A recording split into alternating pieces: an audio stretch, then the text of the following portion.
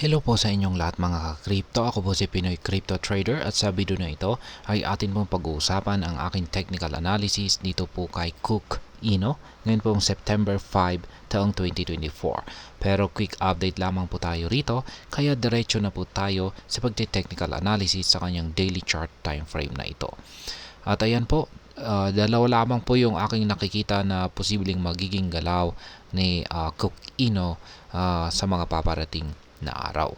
Unang-una ay ito po ay magpapatuloy sa pagko-consolidate or pagsa-sideways dito po sa pagitan ng ating minor resistance line dito at saka minor support line dito sa ibaba. Kaya ayan, magko-consolidate lamang po siya rito sa loob.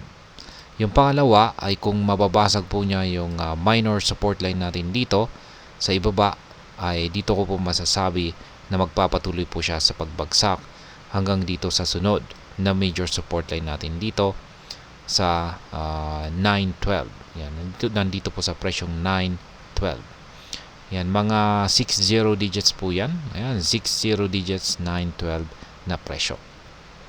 Ayan lamang po yung dalawang scenario na nakikita ko rito. Pero base po sa aking analysis dito, base po kung saan ay aking ibinase sa signals ng dalawang indicators natin dito, ay mukhang mas mataas po ang posibilidad na ang mangyayari rito ay magpapatuloy lamang po ito sa kanyang pagko-consolidate dito.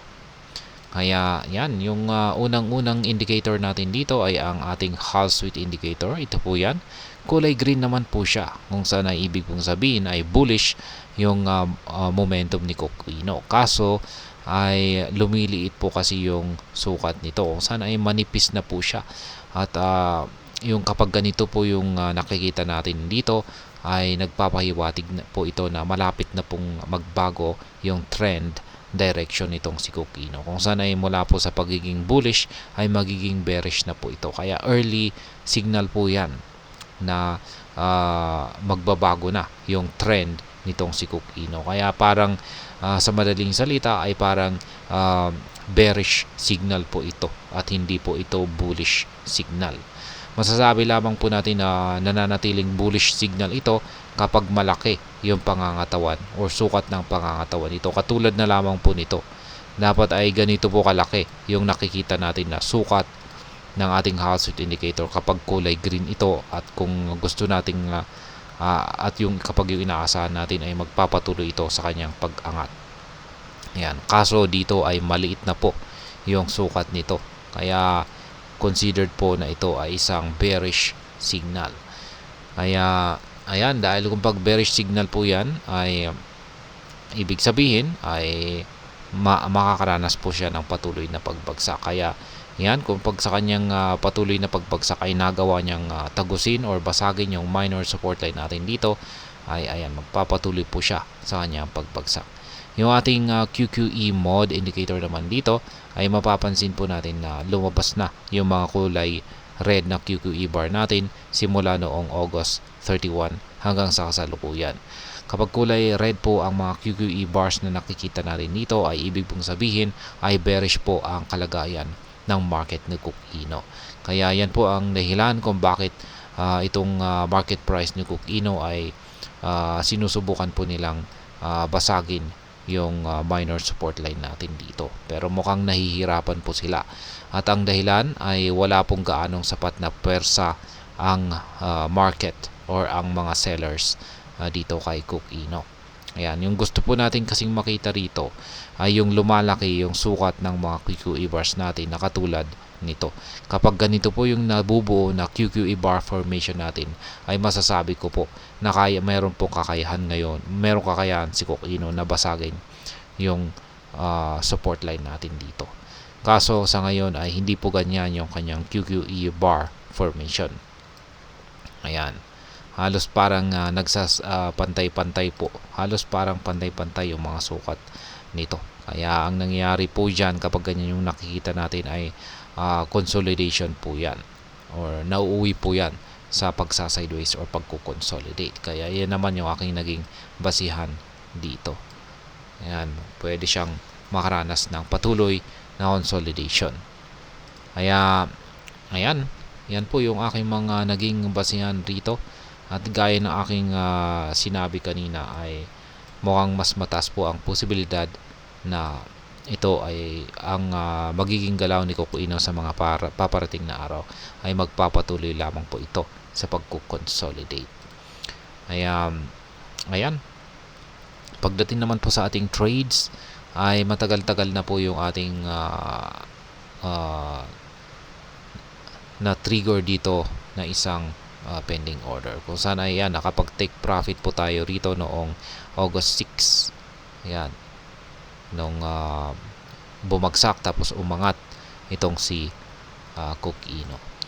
Kaya dahil dyan ay mula po dito ay wala na po tayong naging trades kasi nag-consolidate lamang po siya rito. Umangat po siya pero hindi po gaanong umangat tapos bumagsak na rin at yan, nagpapatuloy po siya sa kanyang pagko-consolidate. Kaya mukhang paborito po niya ang price range na ito. Ayan, kung saan ay paborito po niyang dito siya naglalaro. Ayan. Ngayon ay pagdating po sa ating spot trading dito kay Coco Ino ay magdadagdag po tayo ng isa pang take profit dito.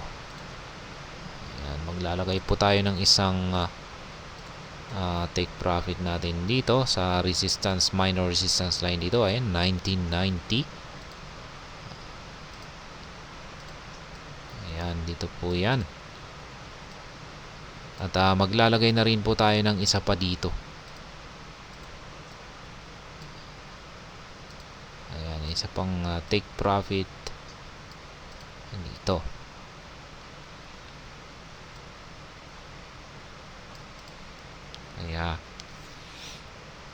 Ayan. Ngayon ay maglalagay pa sana tayo ng isang buy dito. Ayan, maglalagay po tayo ng isang buy pending order dito sa ibaba. Isa po itong support. At ayan, ilagay natin yung ayan. At posibleng mati-trigger po ito kaagad ngayon kasi ayan na, naglalaro yung market price dito. Malapit dito sa support level na ito. Kaya ngayon ay sobrang dami po ng ating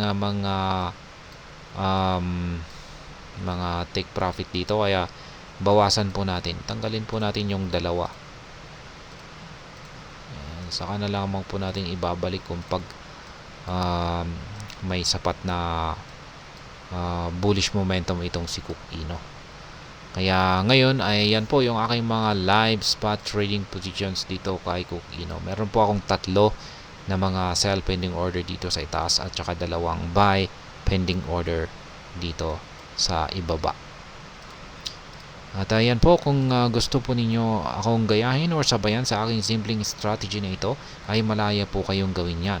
Madali lang naman akong sabayan kung saan lahat ng inyong kailangan ay inyong nakikita sa chart na ito. Sa mga hindi pa nakakaalam, ang mga kulay yellow na arrow signs dito ay kung saan nakaset ang aking mga sell pending orders or take profit. At ang mga ito ay nakaset sa mga presyo ng mga resistance levels na katapat ng mga ito. Ganon din ang mga kulay blue na arrow signs dito sa ibaba kung saan ay nakaset naman ang mga ito sa presyo ng mga support levels na katapat ng mga ito.